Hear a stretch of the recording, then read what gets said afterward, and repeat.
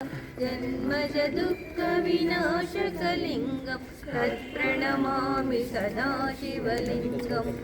देवमुनिप्रवराचितलिङ्गं कामदहनकरुणाकरलिङ्गं रावणदर्पविनाशकलिङ्गं तत्प्रणमामि सदा शिवलिङ्गं सर्वसुगन्धसुलेपितलिङ्गं बुद्धिविवर्धनकारणलिङ्गं सिद्धसुरासुरवन्दितलिङ्गं तत्प्रणमामि सदा शिवलिङ्गं कनकमहामणिभूषितलिङ्गं पणिपतिवेष्टितशोभितलिङ्गं दक्षसुयज्ञविनाशकलिङ्गं तत्प्रणमामि सदा शिवलिङ्गं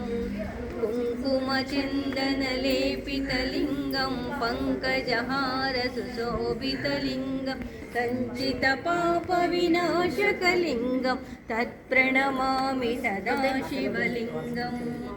देवगणार्चितसेवितलिङ्गं भावेर्भक्तिभिरेव च लिङ्गं दिनकरकोटिप्रभाकरलिङ्गं तत्प्रणमामि सदा शिवलिङ्गम् अष्टधलोपरिवेष्टितलिङ्गं सर्वसमुद्भवकारणलिङ्गम् अष्टधरिद्रविनाशकलिङ्गं तत्प्रणमामि सदा शिवलिङ्गम्